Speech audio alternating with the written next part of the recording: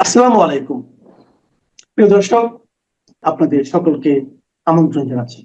অনেকে হয়তো অবাক হয়েছেন যে এটা হঠাৎ করে আমি কি বললাম, কিসের টার্গেট কিলিং বা কিসের 50 জনকে হত্যা করা হবে। জি ভাই, এই কথাটা আমার না। এই কথাটা বলেছেন গত 8 তারিখে আপনার গণ অধিকার পরিষদের কেন্দ্রীয় সাধারণ সম্পাদক রাশেদ খান। রাশেদ খান তিনি বলেছেন নির্বাচন বানচালে 50 প্রার্থীকে টার্গেট কিলিং করা হবে, এবং এইটা তিনি জনসমক্ষে বলেছেন। এবং এই কথাটা তিনি তার একটি কর্মী সমাবেশ বা মিটিংয়ে মধ্যে এই কথাটা বলেছিলেন। কিন্তু এই কথাটা নিয়ে খুব একটা উচ্চবাচ্য হয়নি। দু একটা টক শোতে হয়তো আলোচনা হয়েছে, কিন্তু কোনো কন্টেন্ট দেখা যায়নি, বা এই কথাটা নিয়ে বিভিন্ন পত্রপত্রিকায় এসেছিল অবশ্য, কিন্তু এই কথাটা নিয়ে কোনো বিশ্লেষণ হয়নি যে উনি কেন বললেন যে 50 জন টার্গেট কিলিং। আবার উনি এটাও বললেন যে নির্বাচনকে বানচাল করার জন্য আওয়ামী লীগ এই 50 জন প্রার্থীকে কিলিং করবে। এখন আমার কথা হচ্ছে যে আওয়ামী লীগ এই 50 জন প্রার্থীকে কিলিং কেন করবে? আওয়ামী লীগ কি কোথাও কি কন্টেস্ট করতেছে? এই যে আজকে আমি, আপনারা যখন এই ভিডিওটা পাচ্ছেন তখনই আপনারা হয়তো অলরেডি জেনে গেছেন যে ফেব্রুয়ারি 12 তারিখে নির্বাচন কমিশনার ইলেকশন ডিক্লেয়ার দিয়েছে। ইলেকশন হবে ফেব্রুয়ারি 12 তারিখে। সুতরাং এইখানে তো আওয়ামী লীগের জায়গা নেই, কারণ আওয়ামী লীগকে নিষিদ্ধ করে রেখেছেন, ব্যালট পেপার থেকে নৌকা প্রতীক তুলে নিয়েছেন, সব কিছুই করেছেন। তাহলে আবার আওয়ামী লীগের নামটা আসে কেন? আর এই 50 জনকে হত্যা করা হবে, এটা রাশেদ খান কোথার থেকে কোন গোয়েন্দা তথ্য পেয়েছেন? কারণ তিনি বলেছেন তিনি তথ্য পেয়েছেন। তো রাশেদ খান বা নুরুল হক নুরু এদেরকে কি সেই মোসাদের গোয়েন্দা সংস্থায় কি এই তথ্য দিয়েছেন, নাকি মোসাদকে দিয়ে ওনারাই এই কিলিং করাবেন? তা 50 জনের কথা যেহেতু বলেছেন, সুতরাং 50 জনের মধ্যে আমি ব্যাপারটা এভাবে নিতাম, যদি তিনি বলতেন যে আমাকে সহ 50 জনকে কিলিং করা হবে, তাহলে আমি বুঝতাম যে না, তার নামটাও মনে হয় 50 জনের হিট লিস্টে আছে। কি তিনি বলেছেন 50 জন, তাহলে কোন 50 জন, কারা করবে? আপনি এমনি বলে দিলে হবে না যে আওয়ামী লীগ করবে। আওয়ামী লীগ নাই বাংলাদেশে। আওয়ামী লীগের এই মুহূর্তে আপনাদের কথা মতো বা আমরা যা দেখছি তাতে আওয়ামী লীগের সক্ষমতা নাই 50 জনকে হত্যা করবে। যেই দিন থেকে বলা হচ্ছিল যে ফেব্রুয়ারিতে নির্বাচন হবে, গত 2 মাস যাবৎ যখন এই বিএনপি, জামাত, এনসিপি এরা যখন প্রার্থী তালিকা ঘোষণা করছিলেন, সেই থেকে আজ পর্যন্ত 210 জন নির্বাচনী সহিংসতায় নিহত হয়েছেন। এগুলো কোনোটাই আওয়ামী লীগ করে নাই। হয় জামাত বিএনপিকে করেছে, বিএনপি জামাতকে করেছে। এই যে গত 2 দিন আগে আপনারা জানেন যে ফুয়াদকে যে দৌড়ানিটা দিয়েছে, এটাকে আওয়ামী লীগ দিয়েছে? এটা তো বিএনপি দিয়েছে। ফুয়াদ চিল্লাইয়া বলতেছে যে বিএনপি করেছে, বিএনপির 10 লাখ ভোট কমে গেছে এক ফুয়াদরে দৌড়ানি দেওয়ার কারণে। সুতরাং এই টার্গেট কিলিং, এই target killing mission, target killing করতে পারে বাংলাদেশের সক্ষমতা আছে একমাত্র জামাতে ইসলামের। কারণ তাদের কাছে স্নাইপার আছে, তাদের কাছে পাকিস্তানি গোয়েন্দা সংস্থার লোকজন আছে, তাদের সাথেই যোগাযোগ আছে। তার কিসের? রাশেদ খান এবং আপনার এই যে নুরুল হক নুরু, তাদের সাথে মোসাদের যোগাযোগ আছে।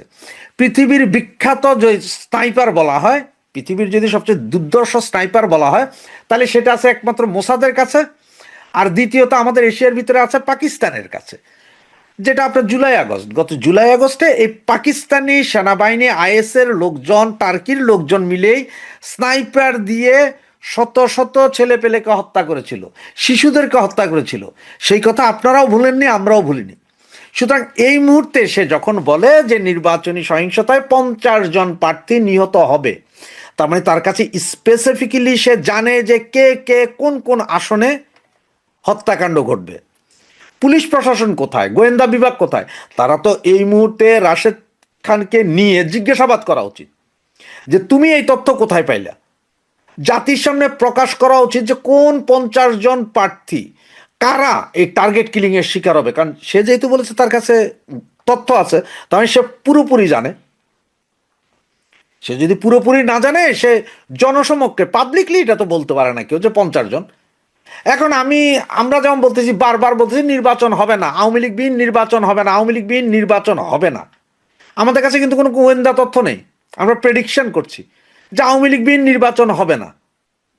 এই নির্বাচনী তফসিল ঘোষণা করেছেন, আবার হয়তো চেঞ্জ হবে, কিন্তু হত্যাকাণ্ড, হত্যা করা হবে যখন স্পেসিফিকই বলা হয়, তার মানে হচ্ছে যে এই হত্যা কে করবে, কারা করবে, কখন করবে, কাকে করবে, এই জিনিসগুলো জানতে হবে। ডাক্তার ইউনূস মহোদয়, আসিফ নজরুল সাহেব, আপনাদের উচিত এই মুহূর্তে রাশেদ খানকে আপনাদের জিম্মায় নেওয়া। আমি প্রশাসনকে বলবো, পুলিশ, বিডিআর, আর্মিকে বলবো, রাশেদ খানকে এই মুহূর্তে জিম্মায় নিন। তার কাছ থেকে জানুন যে কোন 50 জনকে হত্যা করবে এবং কারা হত্যা করবে। এবং এই হত্যাকাণ্ডের পেছনে, কারণ এটাও জামাতের একটা খেলা, এবি পার্টি বলেন, গণ অধিকার পরিষদ বলেন, আর যেটাই বলেন, সবগুলোই জামাতের A team, B team, C team. সুতরাং ওরা নিজেরাই করতেছে এটা।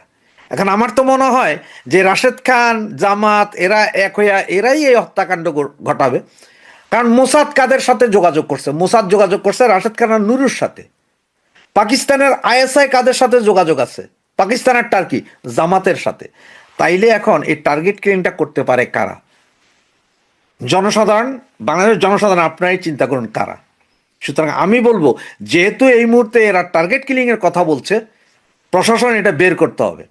পাবলিকে বলবো, কোনো মিছিল মিটিংয়ে যাওয়ার দরকার নেই। আপনারা কে কোন দল সমর্থন করে তা আমার জানার বিষয় না, সেটা আপনাদের বিষয়। কোনো মিছিল মিটিংয়ে যায়েন না, কারণ সেই টার্গেট কিলিংয়ে তো আপনিও পড়তে পারেন। কারণ একজন মারতে গিয়ে 3 জন মারলে আপনারাও মরবেন। সুতরাং এই রাশেদ খানকে আগে ধরেন, তার কাছ থেকে বের করেন যে কারা, কে মারবে, কারা মারবে। ধন্যবাদ। জয় বাংলা, জয় বঙ্গবন্ধু। আমি দিল্লিতে বহুদিন ধরে যোগাযোগ করছিলাম যে শেখ হাসিনার সঙ্গে একবার সরাসরি কথা বলার জন্য।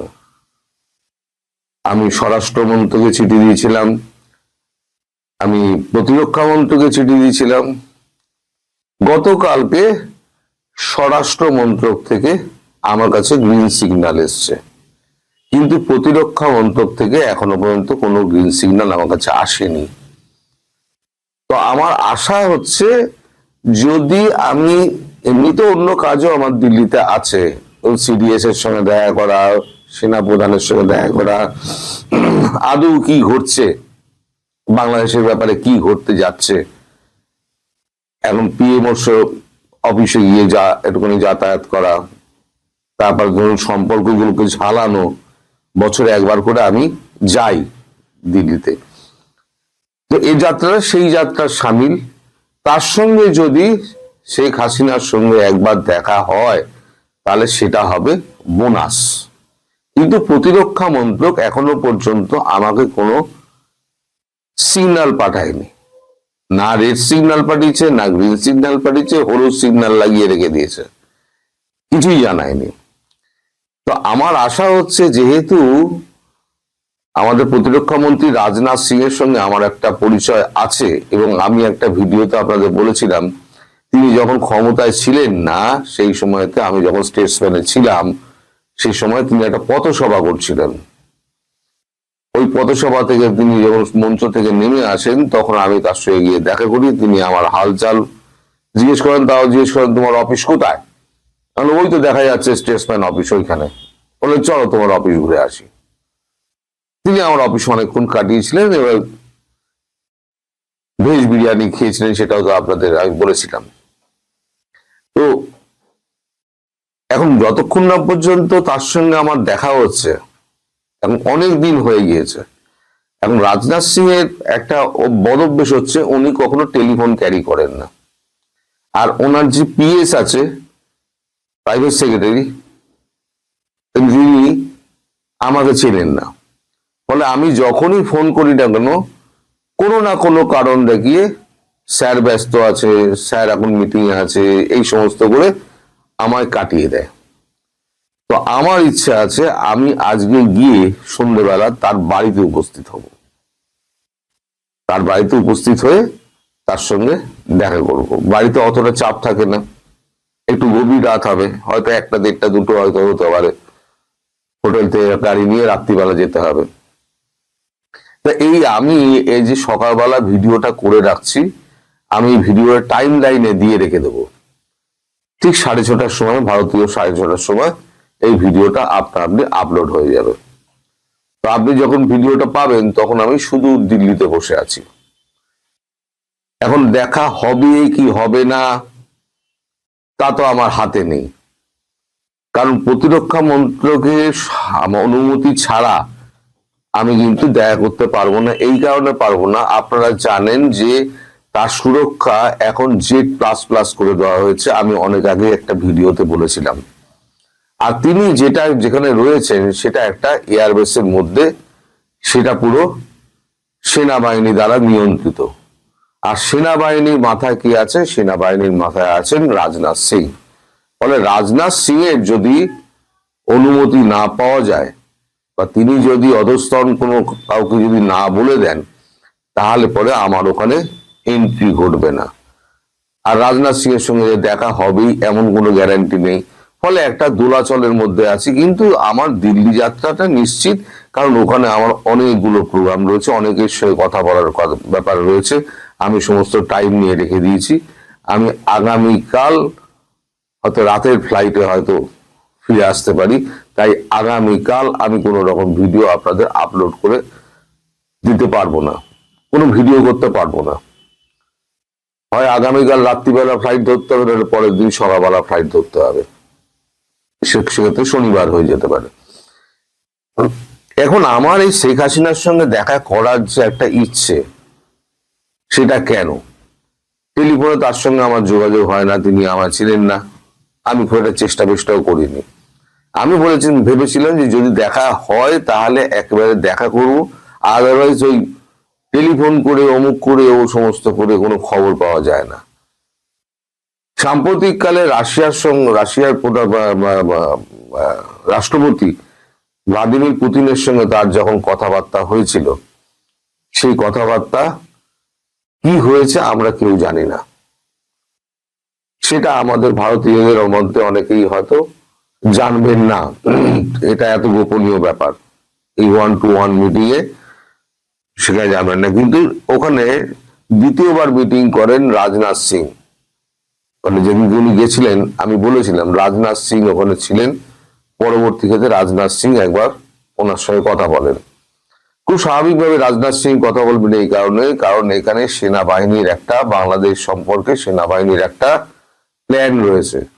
সেটা নিয়ে রাজনাথ সিং এর সঙ্গে হয়তো তার কথাবার্তা হতে পারে।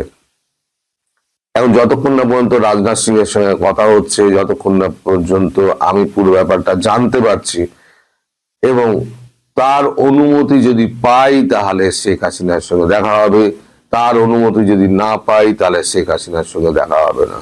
কারণ ওখানে ঢুকতে গেলে আপনার একদম ওপরওয়ালার ছাড়পত্র নিতে হবে, তারপর আপনাকে ডিফেন্স সেক্রেটারি কাছে যেতে হবে, তারপর তাদের যে টেকনিক্যাল টিম আছে তাদের কাছে চোখের ছাপ দিতে হবে।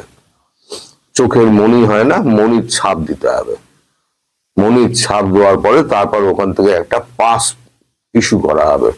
সেই পাস নিয়ে তখন আমাকে হিন্দানি এয়ারবেসে যেতে হবে। ততক্ষণে সেই পাসের একটা মেল হিন্দানি এয়ারবেসে চলে যায় যে কে যাচ্ছে, কতক্ষণ দেখা করবে, কতক্ষণ থাকবে, তার পরিচয় কি, আমার বাপ চোদ্দ পুরুষের সমস্ত হিস্ট্রি থাকবে। যেহেতু রাজনাথ সিং এর সঙ্গে আমার একটা ব্যক্তিগত পরিচয় আছে, আমার মনে সামান্যতম একটু আশা আছে যে স্বরাষ্ট্র মন্ত্রক থেকে যখন গ্রিন সিগন্যাল পাওয়া গেছে, মানে অমিত শাহের দপ্তর থেকে যখন গ্রিন সিগন্যাল পাওয়া গেছে, তখন আমি রাজনাথ সিং এর সঙ্গে হয়তো কথা বলতে পারবো যদি দেখা হয়। আমি জানি না এখন কত রাতে কি ব্যাপারে উনি আমাকে, মানে আদৌ আমাকে, যতক্ষণ না দেখা হচ্ছে ততক্ষণ পর্যন্ত মুখটা দেখাতে পারছি না, উনি চিনতেও পারবেন না। আর নাম এরম প্রচুর নাম ওনার কাছে, প্রতিদিন 200-250 নাম শোনে, প্রতিদিন 200-250 নাম ভুলে যান। এখন আমার সঙ্গে যদি সপ্তাহে একবার করে কথা হতো তাহলে পরে উনি আমাকে মনে রাখতেন, তা তো হয় না। মানে এই যে দীর্ঘ সময়ের একটা ব্যবধান গেছে, যতক্ষণ না পর্যন্ত সেই ব্যবধানটা চুকবে কি করে, যখন তিনি আমার এই সকলটা দেখতে পাবেন। সকালটা না দেখা পর্যন্ত উনি আমায় যতক্ষণ চিনতে পারবেন না, এবং যতক্ষণ না চিনতে পারছেন ততক্ষণ আমি একজন অনাহুত। এরকম অনেকেই দরবার করে থাকে ওনার সঙ্গে দেখা করার জন্য। এখন এই দরবার যারা করে তাদের অধিকাংশ হচ্ছে রাজনৈতিক দলের। অনেক সাংবাদিক নিশ্চয়ই দরবার করেছেন, তারাও সফল হয়েছে, হননি। ফলে আমি যে সফল হব তার কোনো গ্যারান্টি নেই। আর উনি এত নিরাপত্তার ঘেরাটোপে থাকেন, সেখানে তার সঙ্গে মানে সাক্ষাৎ করাটা একটা অসম্ভবের পর্যায়ে। আশা নিয়ে যাচ্ছি, দেখা যাক। আপনারা সবাই প্রার্থনা করুন, যদি আমার আশা সফল হয়, যদি তার সঙ্গে 5 মিনিটেরও আমার দেখা হয়, তাহলে আমি নতুন নতুন হয়তো অনেক খবর নিয়ে আপনাদের সামনে আসতে পারবো। না হলে পরে আর কিছু করার নেই, আমি দিল্লি ঘুরে, বিভিন্ন দপ্তরে ঘুরে যা যা খবর পাবো পরবর্তীকালে আপনাদের কাছে আমি পৌঁছে দেবো। আজকে আমার স্নান পর্যন্ত করা হয়নি, আমার চা খেয়ে আমি বসে পড়েছি। আমি একটু বাদে স্নান টান করে খেয়ে দিয়ে আমি এয়ারপোর্টের উদ্দেশ্যে রওনা হব। এই ভিডিওটা টাইম লাইনে ছাড়া থাকলেও আপনারা সবাই দেখে নেবেন এবং প্রার্থনা করবেন যাতে আমি তার মুখোমুখি হতে পারি এবং আপনাদের ভালো মন্দ কিছু একটা যা হোক না কেন আমি খবর আপনাদের শোনাতে পারি। সবাই ভালো থাকবেন, সুস্থ থাকবেন এবং সাবধানে থাকবেন। নমস্কার। প্রিয় দেশবাসী ভাই বোনেরা, আমি খান শওকত, যুক্তরাষ্ট্র আওয়ামী লীগের উপপ্রচার সম্পাদক। এটি আমার 326তম বক্তব্য। আপনারা জানেন বাংলাদেশে নির্বাচন আসন্ন। এ উপলক্ষে এই ভিডিও যখন আপনারা পাচ্ছেন তখন হয়তো নির্বাচনী তফসিল ঘোষণা হয়ে গেছে অথবা হবে।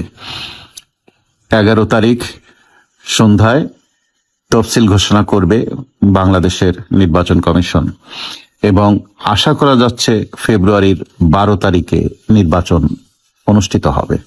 তফসিল ঘোষণা হওয়ার পর অনেক কিছুই জানা যাবে এবং আপনারা জানেন এখনো প্রতীকের যে তালিকা তার ভিতরে নৌকা মার্কা আছে এবং বলা হচ্ছে ক্লিন ইমেজের আওয়ামী লীগ প্রার্থীরা নির্বাচন করতে পারবে, কিন্তু এখনো আমাদের দলের উপর থেকে নিষেধাজ্ঞা প্রত্যাহার করেনি। তো এইসব বিষয়গুলো নিয়ে অনেক কিছুই এই সরকার চ্যালেঞ্জের মুখে পড়ে যাচ্ছে। আপনারা জানেন ভ্লাদিমির পুতিন রাশিয়ার প্রেসিডেন্ট ভারত সফরের সময় আমাদের নেত্রীর সাথে বৈঠক হয়েছে এবং ভারত সরকারের সাথে বৈঠক হয়েছে। সেখান থেকে বাংলাদেশের নির্বাচন সম্পর্কে একটি সিদ্ধান্ত হয়েছে ভারত এবং রাশিয়ার মধ্যে। এর মধ্যে যুক্তরাষ্ট্র এবং ভারতের মধ্যে যে প্রতিরক্ষা বিষয়ক চুক্তি হয়েছে সেখানে ভারতের সাথে যে সব চুক্তির মধ্যে আছে এর ভিতরে বাংলাদেশ একটা ফ্যাক্টর। এর মধ্যে বাংলাদেশের নির্বাচন এবং সরকার পরিবর্তনের বিষয় নিয়ে যুক্তরাষ্ট্রের সাথে ভারত সরকারের সিদ্ধান্ত হয়েছে। আমেরিকার প্রেসিডেন্ট ডোনাল্ড ট্রাম্প মাঝে ভারতের সাথে সম্পর্ক ট্যারিফ ট্যাক্স নিয়ে একটা গোলমাল বেঁধে গেছিল, কিন্তু সেটা কেটে উঠেছে। তারা চিন্তা করছে যে চীন একটা বড় শক্তি, বাংলাদেশ একটা ছোট্ট দেশ, বাংলাদেশের বিষয়টা তারা ছেড়ে দিতে চাচ্ছে, ভারতের হাতে ছেড়ে দিয়েছে। কারণ বাংলাদেশের ছোট্ট একটা ফ্যাক্টরের জন্য চীনকে তারা মাথাচাড়া দিয়ে উঠতে দেবে না, এটা আমেরিকার জন্য বিরাট ক্ষতি হবে। এই জন্যে বাংলাদেশের বিষয়ে সিদ্ধান্ত নেয়ার দায়িত্ব ভারতের উপর ছেড়ে দিয়েছে। ভ্লাদিমির পুতিন চলে যাওয়ার পর ভারত সফরে এসেছেন পল কাপুর সহ কয়েকজন ঊর্ধ্বতন কর্মকর্তা যুক্তরাষ্ট্র সরকারের। পল কাপুর আছেন জন লু যে পদে ছিলেন দক্ষিণ এশিয়ার এই পররাষ্ট্রমন্ত্রী পদে, এখানে এখন পল কাপুর দায়িত্বে। তিনি ভারত সফর করছেন যুক্তরাষ্ট্র সরকারের অত্যন্ত প্রভাবশালী নেতৃবৃন্দকে নিয়ে, যারা এই সাউথ এশিয়ান জোনের রাজনীতিকে দেখভাল করবেন। তারা বাংলাদেশে আসবেন কাল বা পরশু যে কোনো সময়। তারা এসে যুক্তরাষ্ট্র সরকারের অবস্থান পরিষ্কার করবেন বাংলাদেশ সরকারের সাথে। এতে যা মনে হচ্ছে নির্বাচন নিয়ে একটি টাগ অফ ওয়ারের পরিস্থিতির দিকে যাবে। এবং আপনারা জানেন ইলেকশন কমিশনার মাসুদ সাহেব ঘোষণা দিয়েছে তফসিল ঘোষণার পর যদি রাজনৈতিক দলগুলো মারামারি গোলমাল গন্ডগোল করে তাহলে নির্বাচন স্থগিত করে দেওয়া হবে। তার মানে বলেই দিল যে এই নির্বাচন ফেব্রুয়ারিতে যে হবে এটা নিশ্চিত নয়। আলটিমেটলি এই নির্বাচন হতে দেবে না আওয়ামী লীগ, কারণ আওয়ামী লীগকে বাদ দিয়ে দেশে নির্বাচন হবে না। তো সেই সব বাস্তবতার ক্ষেত্রে হয় আওয়ামী লীগকে নিয়ে নির্বাচন করতে হবে, না হলে এই নির্বাচন হবে না। তা সেই রকম জায়গায় যাওয়ার জন্য 11 তারিখ তফসিল ঘোষণার পর সন্ধ্যায় সারা বাংলাদেশে আপনার মশাল মিছিল ঘোষণা করা হয়েছে আওয়ামী লীগের পক্ষ থেকে, এবং 12 তারিখে জুম্মার পরে বিক্ষোভ মিছিল করার সিদ্ধান্ত গৃহীত হয়েছে, এবং 13 তারিখ সারা বাংলাদেশে লকডাউন ডাক দিয়েছে আওয়ামী লীগ। এর সাথে সাথে অন্যান্য দলগুলো তারাও মাঠে থাকবে। আর এদিক তো বিজয়ের মাস এসে গেছে, বিজয় দিবসে কুচকাওয়াজ করবে না এই সরকার, সেগুলোতে অনেকে অখুশি। সবকিছু মিলায় একটি একটি একটি টাগ অফ ওয়ারের মতো পরিবেশ চলবে পুরা ডিসেম্বর মাসে। এবং ডিসেম্বরে এই নির্বাচন তফসিল ঘোষণার পর পরিস্থিতির বাস্তবতায় এমনও হয়ে যেতে পারে লাস্ট উইক অফ ডিসেম্বর আমাদের নেত্রীও দেশে ফিরতে পারেন এবং ডক্টর ইউনূস বাংলাদেশ থেকে চলেও যেতে পারেন। এমন পরিস্থিতি হতে পারে বলে অনেকে বলাবলি করছেন। ওদিকে তারেক জিয়া এখনো ভোটার তালিকায় তার নাম নেই। জামাত দেখা করেছে নির্বাচন কমিশনের সাথে, তারা অনুরোধ করেছে এত অল্প সময়ের ভিতরে তারেক জিয়া যেন ভোটার হতে না পারে, সেই অনুরোধ তারা রেখে এসেছেন। তা সবকিছু মিলায় মনে করা হচ্ছে যে এই তফসিল ঘোষণার পর 15 ডিসেম্বরের মধ্যে হয়তো তারেক রহমান বাংলাদেশে ফিরবেন, এবং সম্ভবত 16 ডিসেম্বর বেগম খালেদা জিয়ার মৃত্যুর তারিখ ঘোষণা হতে পারে তাদের দলের পক্ষ থেকে। এগুলো শোনা যাচ্ছে, তো কি হবে দেখা যাক। তবে যা মনে হচ্ছে এই মাসের শেষের দিকে যে কোনো সময় পরিস্থিতি এত ভয়াবহ অবস্থা ধারণ করবে যে ডক্টর ইউনূস হয়তো আর্মির হাতে বা রাষ্ট্রপতির হাতে ক্ষমতা দিয়ে চলে যেতে পারেন। এরকমই সবাই বলাবলি করছে। এখন দেখার বিষয় যে আগামী কয়েকদিনের ভিতরে বাংলাদেশে কি কি ঘটে। এর ভিতরে 2জন ছাত্র উপদেষ্টা তারা পদত্যাগ করেছেন, আসিফ মাহমুদ সজীব ভুইয়া এবং মাহফুজ আলম, তারা পদত্যাগ করেছেন। এই আর বাকিরা অনেকে দেশের বাইরে চলে যেতে চাচ্ছেন উপদেষ্টা পরিষদের মধ্যে, সেগুলো অনেকে আলোচনা করছেন। সরকার খুব একটা ভালো পরিস্থিতিতে নেই। ভারতের চাপ রয়েছে, আমেরিকার চাপ রয়েছে, রাশিয়ার চাপ রয়েছে, ইউরোপিয়ান চাপ রয়েছে। আর ওদিকে বিএনপির সাথে তো জামাতের গোলমাল বেশ জমে উঠছে।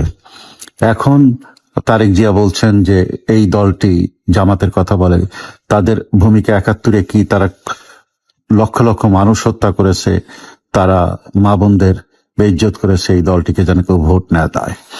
এখন এই দলটিকে ভোট দিতে মানা করছেন তারেক রহমান, অথচ এই তারেক রহমানের দল এত বছর যাবত এই জামাতকে কোলে পিঠে করে মানুষ করেছে, তাদেরকে রাজনীতি করার সুযোগ দিয়েছে জিয়া রহমান 5ম সংশোধনের মাধ্যমে। এরপর যখন খালেদা জিয়া ক্ষমতায়, তখন গোলাম আজমকে বাংলাদেশের পাসপোর্ট দিয়েছে এই বিএনপি সাথে নিয়ে তারা জোট গঠন করে এই রাজাকারদের গাড়িতে বাংলাদেশের পতাকা উড়ানোর সুযোগ করে দিয়েছে। এই দলটিকে রাজনীতিতে এইভাবে পুনর্বাসিত হওয়ার সুযোগ দিয়েছে। অথচ বঙ্গবন্ধুর সরকার 72 সালে সংবিধানে ধর্মীয় সংগঠন মানে ধর্মভিত্তিক রাজনৈতিক দল গঠন নিষিদ্ধ করেছিলেন। এটা হলো ইউরোপ আমেরিকা যেভাবে চলে এইভাবেই ধর্ম যার যার রাষ্ট্র সবার। কিন্তু জিয়া রহমান এসে এটিকে উল্টিয়ে দেন এবং তারপরে তাদেরকে সাথে নিয়ে বিএনপি এত বছর যেসব কাজ করেছে তার ফল আজ বিএনপি পেতে যাচ্ছে। আজকে বাংলাদেশের স্বাধীনতা বিজয় দিবস উদযাপন হচ্ছে, কিন্তু কুচকাওয়াজ করা যাবে না, গত বছরও তাই করেছে। এসব মিলিয়ে এই দেশটাকে এমন জায়গায় নিয়ে গেছে এই বিএনপি, যাতে করে দেশটা একটি মানে স্বাধীনতার পক্ষের যে বাংলাদেশ, সেখান থেকে অনেক